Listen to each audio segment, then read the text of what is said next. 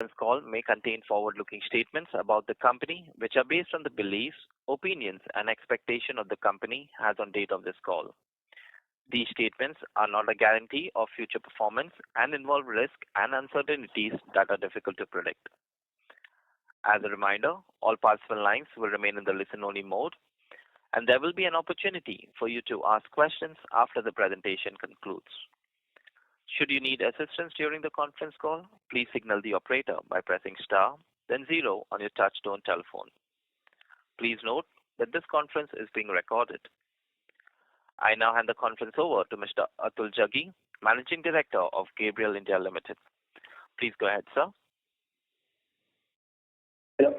Thank you so much. Good morning, everyone, and very warm welcome to all the participants who are there on the call. With me today we have Mr. Rishi, our CFO, and SGA, our Strategic Growth Advisor, our IR Relations Advisor.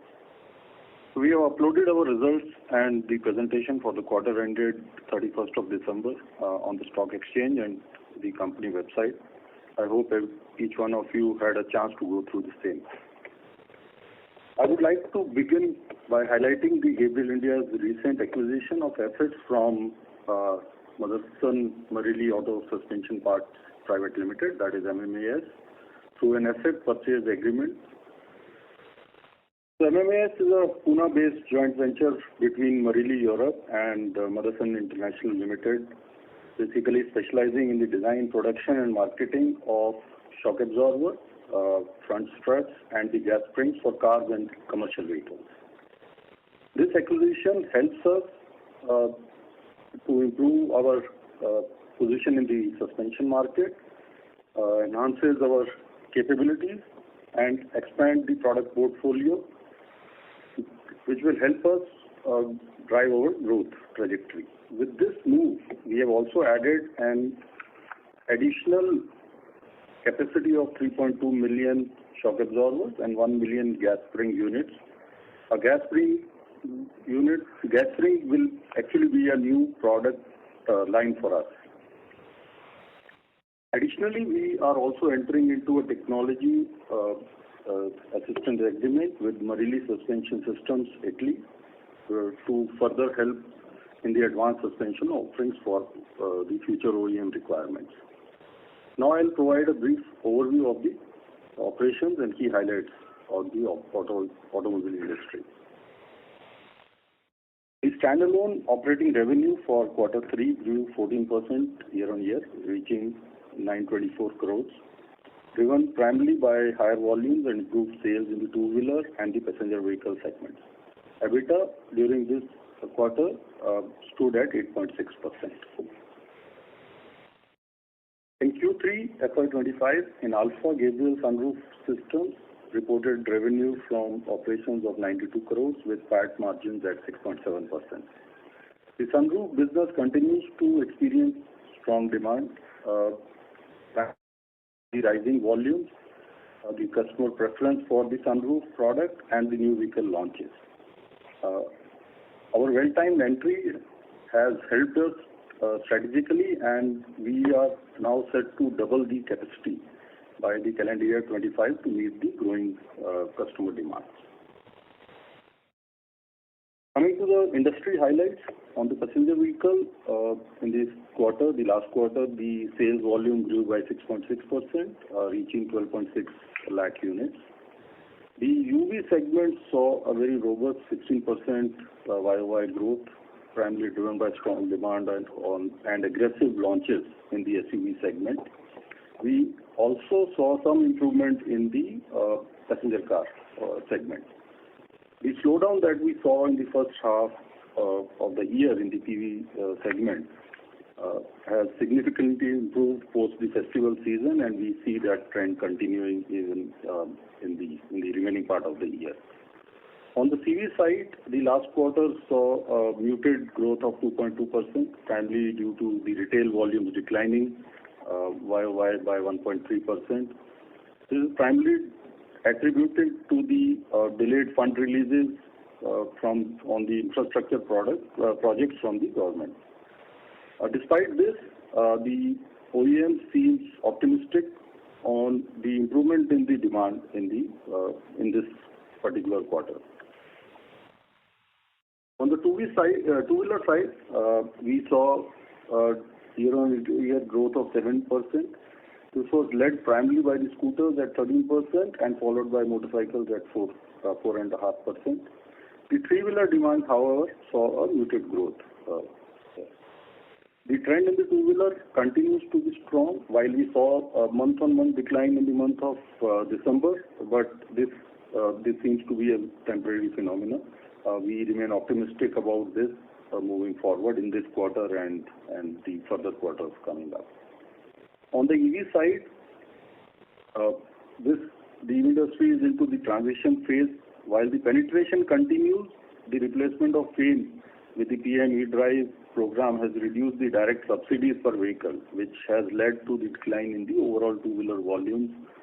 While the volumes on an annualized basis have grown, but yes, we are seeing a month-on-month decline in the last couple of months. However, in the increasing PLI incentives for battery production, which will impact on the lower battery cost, will significantly sort of reduce the battery cost, and this will improve the EV affordability, and the demand hopefully would remain positive moving forward. So on this note, I come to the end of my opening remarks. I now request the moderator to begin the question-answer session. Thank you. Ladies and gentlemen, we will now begin the question-and-answer session. Anyone who wishes to ask a question may press star and one on their touch-tone telephone. If you wish to remove yourself from the question queue, you may press star and two. Participants are requested to use their handsets while asking a question. Ladies and gentlemen, we will wait for a moment while the question queue assembles.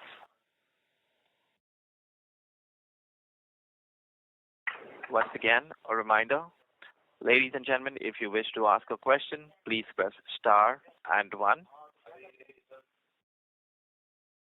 The first question comes from the line of Jay Kale from Elara Capital. Please go ahead. Yeah, good morning, and thanks for taking my question, and congratulations on a good set of numbers. So my first question is regarding your Marelli suspension acquisition. Just wanted to understand, this entity has been, it's kind of a bit of break-even and a marginal PAT loss as per their reported numbers. How are you seeing the turnaround of this entity? What are the kind of synergies that you have with this entity? Where are the low-hanging fruits to improve profitability? And any timeline of when you could take this entity to closer to your existing business margins? Yeah, so thank you so much. See, in terms of synergies, there are clear synergies on the product side. It is a very similar product line, very similar customer portfolio that is there, so there are clear synergies. As I mentioned earlier, the gas spring, the gas dampers is a new line for us, which we always wanted to enter into. So this gives us a clear benefit there. In terms of the customer portfolio is quite good, with Tata, Maruti being, and obviously Renault being the top three customers, and some exports also would help. So I think building the synergies is not a big challenge, to be honest with this. Yes, we also get access to the technologies that are available, and we also get access to better product range that is available there. So. And Jay, on the margin profile, you're right in terms of what you noticed, but there are a lot of one-time adjustments which are required to look at the numbers on an ongoing basis. Second is obviously the operating leverage that will happen with the increased synergies. In terms of timelines that you asked, well, we have a plan which at this point in time we are not able to share. But we have clearly curated a plan in terms of improving the margins and bringing it to the levels that Gabriel will be at. Okay, understood. And just on the technology side, what is the kind of technology that because you all have been in the suspension market for quite long and you are one of the leaders over there, but what is the kind of incremental technology that, you could benefit from this acquisition? I understand you all are working on semi-active and you all have, made the semi-active suspension from your R&D globally as well. But any more new products that you all, any new global clients that you all can leverage from the Marelli relationship? So, as I mentioned, Renault is a running client, which is a global client that is there. In terms of technologies, I just mentioned earlier, gas spring, gas damper is one product where the technology is already available there. The product is running, and there are enough opportunities in the market to ramp up that, so that definitely helps. And again, within the shock absorber, every company uses a different technology. Right? So there are always some pros and cons of every technology there. So some add-ons we see where we can utilize some of them on the commercial vehicle side as an example.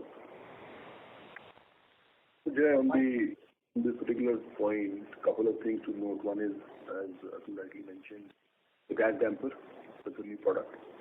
A good scope there with increasing SUV population. The load balancer requirements are going up and up. That's one. Second is that the territory is largely India and the exports that currently this entity was doing. So in terms of synergic benefits, Renault getting added helps. In terms of the technology piece, there are designs which are different and have different or similar capabilities, which adds to the product basket in terms of what we can offer. And as just right now we mentioned, on the CV side also there are such opportunities. I understood. And you had mentioned historically that in the next 2 to 3 years, at least 1 or 2 more new products. I'm assuming that this acquisition is more of a consolidation. Is seen more of a consolidation from your side and not necessarily one of the 2 new products that you all maybe plan to do it in the next 1 or 2 more years. So I think that trajectory is expected in the next 1 or 2 years. I'm assuming that if you can just clarify on that. Yeah, so see, M&A is not an event, right? It's a journey. So we are on that journey. We are certainly not saying that we are pausing. This is one of them which came across and we were able to conclude it. As we speak, there are other opportunities that we are evaluating, and we'll come back to the market as an opportune time. And this is just one last question, if I may squeeze. On the sunroof margins, if you could throw some light and, how have they, if you see console minus standalone, I'm assuming that there is some dip on a QOQ basis, while, Q2 was substantially higher. What should be a sustainable margin on sunroof? And if you could also, consistently kind of disclose those numbers, that will be really helpful for us to track the sunroofs. So with one subsidiary, Jay, I don't think it's a simple math, right? Console minus standalone. There are other reasons why we have taken it out of the investors presentation directly. So I request you all to bear with that. As far as the numbers are concerned, it was a good quarter. The sales was as per the budget that we had anticipated. We are also in the process of now going SOP for the AY program, which is the Kia platform. And with that, we are now anticipating to ramp up the production. We've already mentioned that we are looking at doubling the capacity, and the orders for that is already in place. And very soon we will be in a position where we will be almost exhausting that capacity as well. So in terms of the pipeline, it's looking as per the plan that we had casted out, in fact a little more aggressive than what we had planned for. Coming to the margin profile, you are very right. Last quarter was an abnormally high margin. This quarter there has been some one-off cost to the extent of 22 million. But to answer your question on sustainable margin, it will depend upon the product mix and what plays out, how much TVS, how much BLDS, what is the proportion of that, which are the customers that we are going to add. As we all know, competition is also heating up on that, and with localizations, the prices ideally should go down, but we are clearly looking at a margin which is accretive to Gabriel in the range of 12%, 12 to 14% is what we had mentioned always. So that's the endeavor to keep it at that level going forward. Okay, thanks and all the best. I'll come back and with you for more questions. Thank you. Thank you. The next question comes from the line of Amit Hiranandani from Phillip Capital. Please go ahead. Hi team, thanks for the opportunity. So, continuing on the ongoing acquisition which is going on, so by when we are going to have the technical agreement signed with them? And secondly, continuing with that, what is the penetration of semi-active suspension in India, and where do you see it moving in the next 5 years? And presently, what is the penetration level for the same in the developed market, please? I think the first one, Amit, the technology license agreement and the technology assistance agreement are all sort of clearly agreed between both the parties. Once we have finished the conditions which are required customarily for closing a transaction, we should be able to enter into that and make it effective. And again, we've already specified the long stop date in our disclosure. So that's the timeline that we are working with on the semi-active. Yeah, see, on the semi-active, while it is too early to sort of start giving a percentage to the penetration there, because this is one product which is, while I think a lot of discussions have happened in the past, but the EV that was launched, the BEV, one variant of that has come up with this particular suspension, semi-active suspension, which is sort of locally assembled here. Yes, there are a couple of models, the top end models, where as a CKD or a CBU they have this suspension. So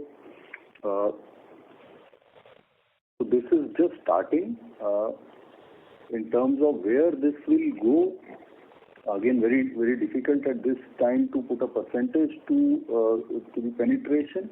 But yes, because Mahindra has launched a variant with this, there are other customers also who have started discussion on this particular topic, and they are quite interested in this. Right, sir. Any idea what is the penetration level of semi-active in the developed markets? So we can come back to you. Yeah, I think we'll come back to you on this. Sure. And sir, can you please help us with the basic financials of Marelli Marson? Like how much was the EBITDA margin and loss in FY24 and current capacity utilization of this entity? And also, do we need to incur any capex for the acquisition? So Amit, past records we really cannot share given that we have an asset purchase. So that is something that you will have to sort of fend for yourself. Second question is with regards to the asset utilization. Well, the entity has done 200 to 160 odd crores in the past. You can check that from the ROC filing. And with that, broadly, the gas damper is fully utilized, and 60-70% would be utilization for suspension. And as we've always mentioned, these numbers are subject to bottleneck, and the capacity enhancement will depend upon what is the bottleneck. And as regards capex, well, it will all depend upon what kind of program we are able to synergize and add to this entity or add to this asset. So typically in Gabriel we have done asset turnover of 5. We don't see any reason why it should be anything lower than that. Right, sir. But sir, are we on track to achieve the EBITDA margin for the standalone even after the acquisition of this Motherson entity? We'll have to see. There will be some stress because of that for sure. But in terms of track, yes, we are pushing harder. Okay, sir, I'll come back in the time. Thank you so much. Thank you. Thank you. The next question comes from the line of Aditya Ketan from Smith Institutional Equities. Please go ahead. Yeah, thank you, sir, for the opportunity. Sir, my first question was onto the sunroof business.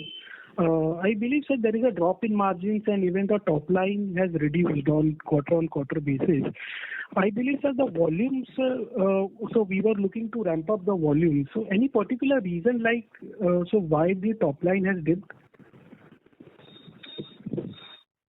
Last quarter was the festive quarter, last quarter. So there is a very, very marginal number. So from a revenue perspective, actually, it is poised to grow now that we are going to start the SOP for the new program of Kia. And on the margin, we've already mentioned now that there was a one-off in this quarter.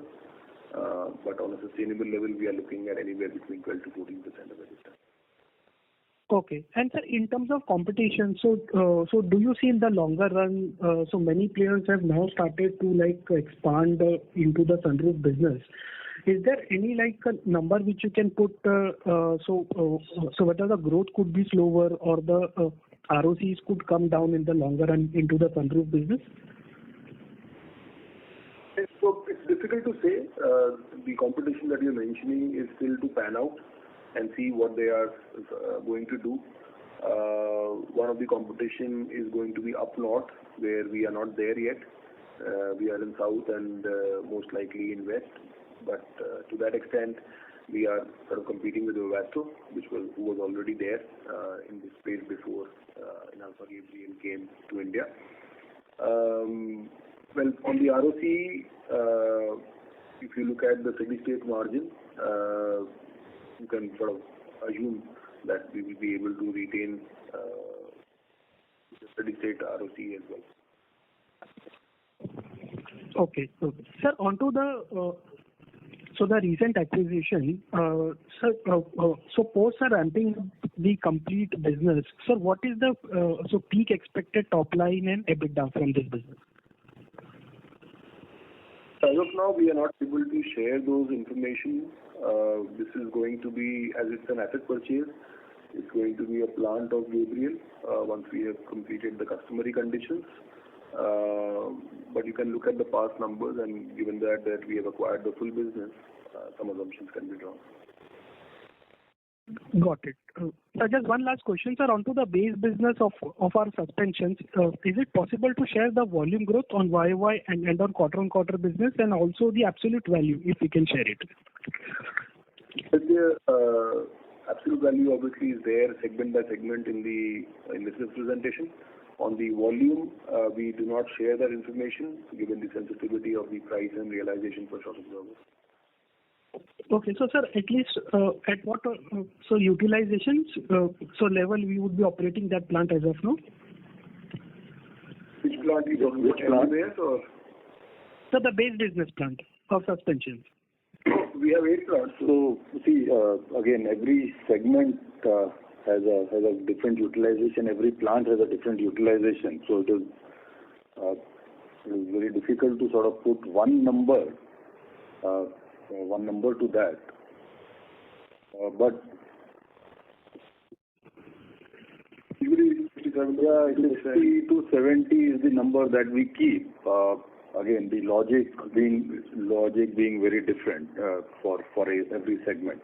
Because say if you take a two-wheeler segment, the festive demands are so high that on a normal year level we keep it at around 65 to 70% so that we are able to service the customers well there. But mostly on the assemblies we look at a two-shift kind of a demand working panel.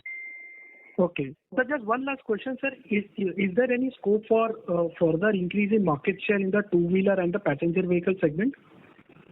Yeah, definitely yes. Okay. So sir, in the next, you can say, 2 to 3 years, any number, sir, so we are targeting? Yes,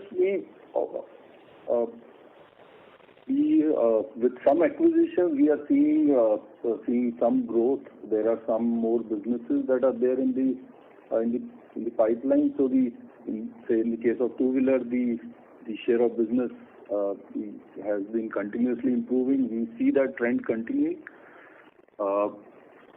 again, putting up a number also becomes little difficult because it also depends upon, because the penetration is very different with different customers. So it also sometimes depends upon how that customer sort of performs in the market. But yes, there is a healthy business pipeline, and from even at a customer to customer level also, we are seeing a share of business improvement in most of the two-wheeler customers where we are, and again, key customers like Maruti in the case of passenger car segment. Yeah. And Bajaj was, as we had disclosed in the past, Bajaj was one of our endeavors in terms of increasing the SOV, and with now 2 new programs, the Dominar and the Pulsar, we are sort of now there with them, deeply entrenched. That will certainly help our share of business. And just to also share with you, like with Yamaha recently, we have won a new scooter business. That will again help us a little bit more on the Yamaha side, and so similarly again this continues. So there's a good healthy pipeline that is there. Got it. I think already shared with you, Maruti. I think two launches are already planned this year. Got it, sir. Thank you, sir. That answers my question. Thank you. The next question comes from the line of Mumkesh Mandlesha from Anand Rathi Institutional Equities. Please go ahead. Yeah, thank you, sir, for the opportunity, and congratulations on the good growth and the recent acquisition, sir. You have also mentioned some TVS order wins across the CNG, EV four-wheeler, and the electric three-wheeler. Can you talk about this opportunity, sir? With which customer you said? TVS Motor, with the CNG and the electric four-wheeler, electric three-wheeler, which you mentioned in the presentation. Yeah. So yes. So these are all confirmed businesses under development. So I don't know exactly what information you are looking at. Can you elaborate for us? Yeah, I mean, just in terms of the size of the opportunity, if you can indicate what could be the opportunity size for this, and when the business would start, the SOP of this order, sir. So again, Mumuksh, you are aware that we are bound by the contract not to share the SOP and neither the volumes currently, but we can certainly share the orders with. Got it, sir. Sir, this quarter exports have seen a very good growth. Can you elaborate what has led to the growth and what would the outlook ahead for this? So in this quarter, there are a couple of reasons for that. We saw better growth in the aftermarket orders, and we also saw a much better pull from the Latin America market.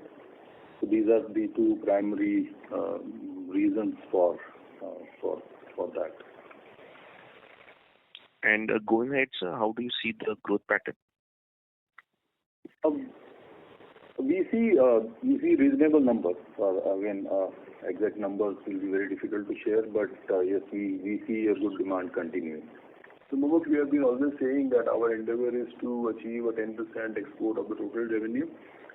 There have been unfortunate situations like the Renault and then the Russia issue, but we are getting more and more entrenched with DAF in terms of improving their export and looking at some other opportunities as well.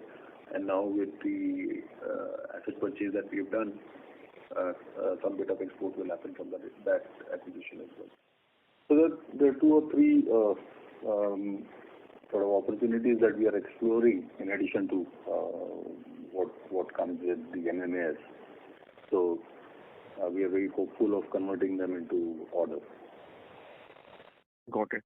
And so M&A exports part would be like in the PV, and so which customer would be totally, sir? So it is Renault. Renault is one customer, and Stellantis is another customer. So these are the two customers that are there. Got it, sir. Sir, on the sunroof, sir, for the recent additions with Syros and the Creta EV model, I mean, just can you indicate what kind of volumes could we see for these two models? And any update you want to share in terms of new order wins or any new orders in RFQ stage which could be executed in the coming quarters, sir? Muksh, you're right. With Creta EV as well as with the Syros AY, there is an uptick in the volumes, which we are noticing now. And with that, we will go into the fourth quarter. In terms of order wins, we've spoken about BC40 and BC4I last time, the small export to Turkey as well. This quarter, there has been no new wins in terms of programs. The RFQ discussion obviously is confidential and cannot be shared at this. And so the new capacity will be ready by end of the calendar year, right, sir? That is right. A little before that. Before that, okay. And so on this M&A, you mentioned about the gas spring suspensions. I just want to understand what kind of a size of this opportunity market is there in India. Can you just elaborate on this product, sir? So the market size for this particular product in India is quite large, and to be honest, even globally also, there's a huge demand for this particular product. There are not too many players who are there in this product. So in India, like Suspa is one company which controls the maximum market share. I may not, but approximately it must be say maybe 90% plus there. So the opportunity definitely is huge there, and as Rishi mentioned, with more and more SUVs, the product also gets upgraded. The opportunity size also improves because again the cost varies between sort of segment to segment in this. And in terms of we also see moving forward, we also see export opportunities in this product. Got it, sir. So in the presentation, you mentioned about the e-bikes, new traction there. Can you, update what's the new opportunity there, sir? So, see, as you are aware that we have been working on this product for quite some time. We have been able to, basically I think we are doing three things on that. One is on the product side, on the technology and the product side, where we have a dedicated team sort of who is working to develop more product range here. We have a couple of experts from this industry who we had hired. So that part is being done. Second is on the customer side. We are again working with multiple customers to sort of explore opportunities, and now we are quite hopeful with some product range already available with us and some good customer connect. We are quite hopeful. Or rather, when I speak, the team is already in Europe right now again working on the same with multiple customers. So we are quite hopeful of something materializing very soon in this particular segment. Again, the segment sort of offers good opportunity, both in terms of product, in terms of technology, in terms of the size of the market that is available. So we are quite optimistic about it. Got it, sir. Just lastly to Rishi. If you can please join back the queue. Sure. Thank you. Thank you. The next question comes from the line of Viraj from SIMPL. Please go ahead. Hi, thanks for the opportunity and congratulations on good set of numbers in such a challenging 3 to 4 specific questions. First is on the acquisition which we announced. So just to clarify, actually which we will be having with Marelli, that would primarily be Your voice is muffled. We are not able to hear you at all. Am I audible now? Yeah, much better. Yeah, hi. The first question is the tech license agreement which we will be entering into with Marelli, that will primarily cover the existing product range, or it will also cover much more, say, other advanced set of products in suspension? We cover both current as well as add-ons. And does that would that have a no compete outside of India? There is a territory restriction, and but includes the current exports. Second question is in terms of the product, which we will be adding to the portfolio in suspension. Can you give some color in terms of the addressable opportunity it kind of adds to the existing suspension business? Currently small, Raj, and I'll let full pitch in here.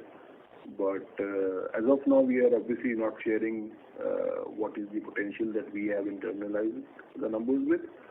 But the current opportunity in terms of the overall percentage to Gabriel consolidated numbers is small. No, so basically where I was coming from is if I look at the product and look at penetration, say outside of India, just to get a flavor, what kind of penetration these product categories we see in mature markets, just to get a flavor, not giving you exact numbers or just an indication. Viraj, these are primarily the shock absorbers, correct, which are there. Yeah. In terms of penetration or in terms of opportunity, the sort of the entire world is open for us. I think we have been discussing about exports from Gabriel for quite some time.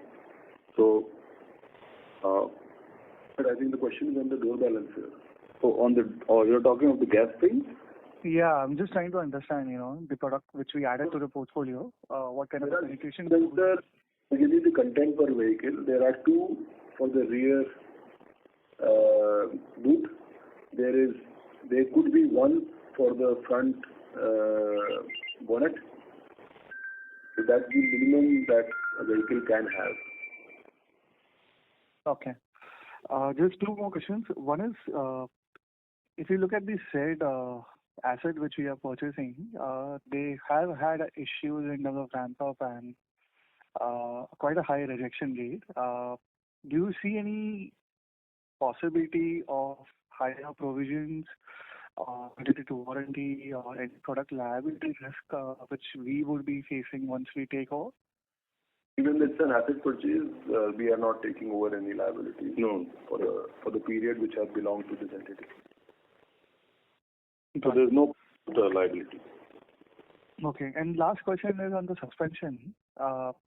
See, if you look at the contribution margins which we are earning right now, it's an environment where order prices are very benign and certain high margin segments are relatively doing well for us, aftermarket, two-wheeler. Still, our contribution margins are still around 25%-ish, compared to the past where, it has even gone to 27-28%. So would it be right to say that margins, what we are earning in the business, the kind of growth we would still remain in that 8.5, 9, given that, in the past we have been slightly more aggressive in some moments, and that's how on a portfolio basis, this is on the margin to be in that plan? Because your voice was dropping, but if I have understood your question correctly, looking at my contribution margin, yes, obviously the product mix plays a big role. And as you rightly said, we have been working on the mixes which are of a higher contribution. 75% is raw material cost, as you are aware. So that has to be factored into when we are looking at an increase in the EBITDA margins to a double digit. We are sort of short of 1.5% there at this point in time. So some part of that will have to come from contribution, and some part of that will have to come from operating leverage. And we've already spoken about the Core 90 program. So under that, all aspects of cost as well as revenue and income are sort of taken into consideration. So you can sort of assume a fair split between cost elements and the income elements. Okay. Thank you very much and wish you good luck in the team. Thank you, Raj. Thank you. The next question comes from the line of Chetan Jindoria from PGIM Mutual Fund. Please go ahead.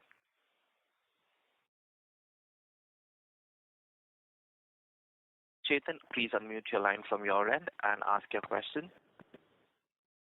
Hello. Yes, Chetan, please go ahead. Yeah. Sir, firstly, congratulations on a great set of numbers. Firstly, sir, any new labels that you are added other than, say, Hyundai or Kia, which has been our base customers for the sunroof business, or any other OEMs we are in discussion with? Yeah, we are in discussions with other customers other than Hyundai and Kia. Can't share the name, unfortunately, Chetan. Okay, got it, sir. Sir, for the sunroof business, can you share any kind of revenue targets or any guidance you have for this business, especially given that we are doubling our capacity over here, and you said that you already have the customers for the expanded capacity as well. So any guidance if you can share on that side? When we had gone live with this entity, we had mentioned that we are clearly looking at 800 to 1,000 crores in 5 years of time, and that is the continued endeavor. Okay, great, sir. And so lastly, now that we have already done two sort of acquisitions, firstly with the sunroof business and now with the new plant that we have acquired. So is there more to come on the inorganic side going ahead as well? Are we, or is this more or less done for you now? Sorry. No, I think as we mentioned earlier also, I think see, this is an ongoing journey. So there's no full stop to it. As we speak, again, one or two discussions are going on. How they materialize, we'll see in the next sort of due course of time. But our focus remains there. Our efforts remain. Okay, great, sir. Thank you, and all the best. Thank you. The next question comes from the line of Abhishek Jain from AlfAccurate Advisors. Please go ahead. Thanks for the opportunity and congrats for a strong set of numbers, sir. Sir, in base business, we have seen a very impressive growth in the two-wheeler side, that is 19%, versus a muted growth in the industry. Is it because of the higher revenue from the electric two-wheeler side, from the Ola and TVS?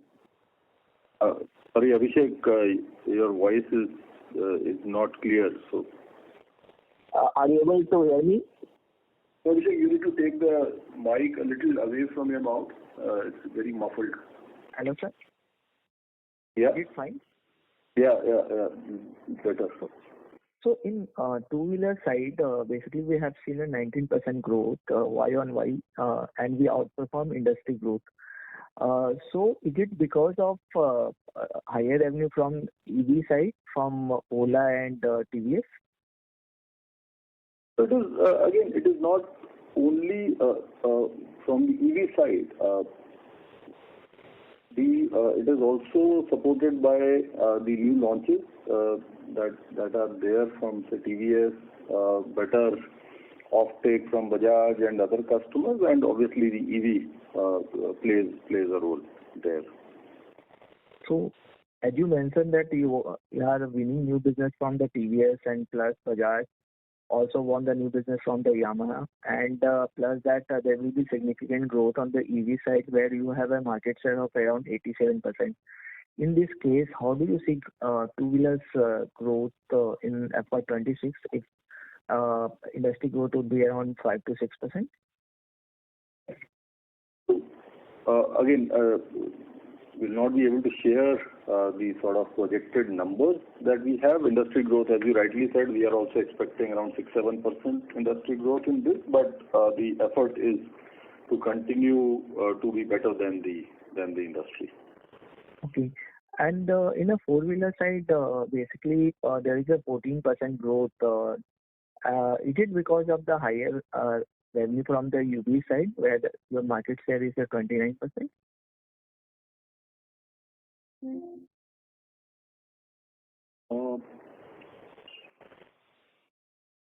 Yeah, we see the growth in the UV market anyway has been much better in this quarter. The overall growth has been, I think, 16% in case of UV. So that impacts us also positively. And how much the difference in the content per vehicle in the four-wheeler UVs versus sedan? It's not a straight math here, and unfortunately those numbers cannot be shared. But to give you some help on that, usually you can look at the proportion of the car cost also. Okay. And as you mentioned that you are going to double your capacity in the sunroof, so how much current capacity and capacity utilization? We are currently at 180,000 sunroofs per year capacity. That's the one line capacity that currently with the new program we will be exhausting that capacity. Hello?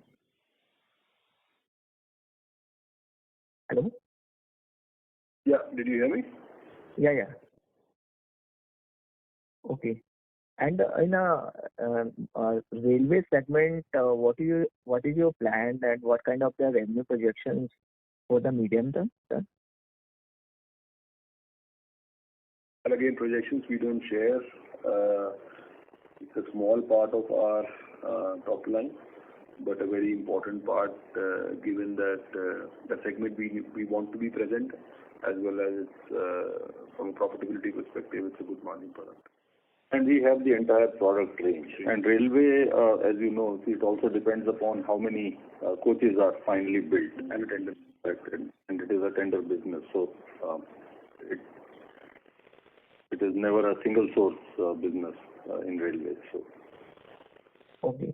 And my last question on the sunroof side, how much the royalty payment you are doing at this point of time? Both the parties taken together, 5%. 5%. Both the parties. Both parties. Okay. Thank you. Thank you. The next question comes from the line of Jeetu Punjabi from M Capital Advisors. Please go ahead. Yeah, hi. Mr. Jaggi, thanks for answering all the questions. So I have just one big question, right? You've taken over the mantle a few months ago. You've kind of seen this acquisition happen. You're also kind of working through the sunroof business. Can you articulate what's your vision for the business? Where do you want to take it over the next 2, 3, 4, 5 years? How do you plan to spend energy? What will be the focus and the energy focus going into different segments? And is there anything different you intend to do from what Manoj was doing over the years? Dubai has always good question. So I think even in the last call also, while it was my first day, the second day rather, this question was asked. So see, as you know, I was away from Gabriel only for 8 months there. So even the last strategic plan, so I was a part working with Mr. Koladkar there. I completely believe, I think the 4 pillars that we have been talking about in terms of the domestic dominance, in terms of focus on exports, focus on M&A, and the technology, I think they remain intact. The vision is very, very clearly defined. What I intend to do and what the effort has been till now in this new role, and which will continue, or rather I'll say it will I'll try to bring more focus to that, is bringing pace to these things. So, like I think we have been talking about exports, we all understand export is very important because it helps in the better mix. So, how can we speed up some acquisitions that we have been working on the export side? How can we do more in terms of bridging any technology gap that is there? I think has been the focus and will continue to remain the focus. So Okay. And anything different you intend to do from where you are on status quo as you think through your vision for the business? So, as I mentioned, I think two things. One, on the current 4 pillars that I said, more renewed focus, better resource allocation to expedite these things. Another area that definitely I would like to focus would be to also see that can we have better synergies and get into some different, even in the suspension side, also into different product range, like we discussed some time back on the e-bikes. This presents, it is a different segment, but it presents a good opportunity. I think at some stage we spoke about some of the industrial products also. Can we bring more focus to that so that we have even a better mix, both in terms of the customer, in terms of the market and the segment profile. And yes, I think there'll be more focus on how we can sort of get more product to M&A or to anything else. Okay. Thank you so much. Hope to meet you in person at some point. Thank you. I'm looking forward. Thank you. The next question comes from the line of Alisha Mahavla from Invasion Capital. Please go ahead. Hi, sir. Good morning. So just a couple of clarifications. Earlier, we had a target for revenues for sunroof for the current financial year was 400 crores. Will we be able to meet that aspiration? And also, you mentioned earlier in the call that there was a one-off of about 22 million. If you could just maybe clarify what was this pertaining to? So first question, yes, we will be able to meet our target for sure. Second question, these were one-time costs in terms of some price agreements with the customers. Sorry, couldn't hear you very clearly. These were price agreements with the customer as well as some other costs which are non-recurring in nature. Understood. Okay, sure.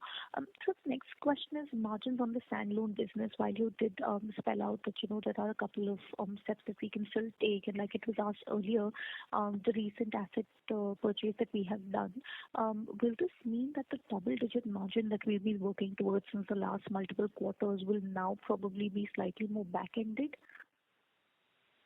One is that in terms of the total top line, it's not very significant as compared to Gabriel. That's one.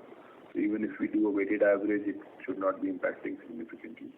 The idea here is not to find reason to delay the pursuit. We are still on the target and we continue to do so. So we still stand by FY26 to hit double-digit margins in the standalone business. FY26, we said 2 years. So yeah. Understood. And lastly, our net working capital or working capital cycle has been inching higher. It used to be 20 days, now is 26 days. What is leading to this change, and where is this number now expected to settle? So 20 days was an aberration. I would safely assume it to be in the range of 21 to 22 days. You are very right that this quarter we have a little higher working capital. That's largely owing to the holidays season in China. So some amount of inventory build-up was required to maintain supply chain on the imported inventory, and some amount of increase in the finished goods. On a steady state, we would always expect it to be in the range of 20 days? Yeah, some part of that was planned. Yeah. Yes. Okay. And just one last question. The acquisition that we've done, you did mention that maybe, at least they are operating at almost full capacity. So are we looking at doing any incremental capex there? Is there anything that we would maybe want to spell out currently? So I think what was mentioned was that in terms of the gas damper, they are working at almost the full capacity. In terms of the other shock absorbers and the struts, is available there. We will have to definitely gas damper presents good opportunity. So we will have to look into the bottlenecks and then see what kind of capex is needed to enhance. But yes, the capacity enhancement would be needed in that particular segment, or not on the other products. Shock absorber is at what capacity utilization? Should be around 60%, maybe 55 to 60% should be the number. Okay, great. Yeah, thank you. Thank you. The next question comes from the line of Jyoti Singh from Arihant Capital Markets. Please go ahead. Yeah, thank you for the opportunity. Sir, I just wanted to clarify on the e-bike side, as you keep mentioning that it's a very good demand. So we are basically seeing for the Europe or any other region that we are targeting, and what kind of opportunity we are seeing and margin contribution on that side, if you can explain. The market that we are looking at is Europe. We are not looking at any other market as of now. We are looking at Europe as a market. Europe is the biggest e-bike market in the world, and so that is the market that we are looking at, and this is where we are working with multiple customers right now. And what kind of margin we are seeing, sir, from this segment? Again, margin profile at this point in time cannot be shared. At this point in time, the idea is to enter the market and then to scale it up. Thank you, sir. And sir, another question on the sunroof side. Earlier, you mentioned you are in active discussion with the Indian OEM, like M&M and other players. So still, it is in the pipeline or any, active discussion on that side? Active discussions are going on with, I think, 3 OEMs rather, I would say. But yes, as Rishi mentioned, there's no firm LOI as of now, but yes, technical discussions are going on. Okay, thank you so much. Thank you. Ladies and gentlemen, due to time constraint, that was the last question. I now hand the conference over to Mr. Jaggi for his closing comments. Yeah, so I take this opportunity to thank everyone joining the call.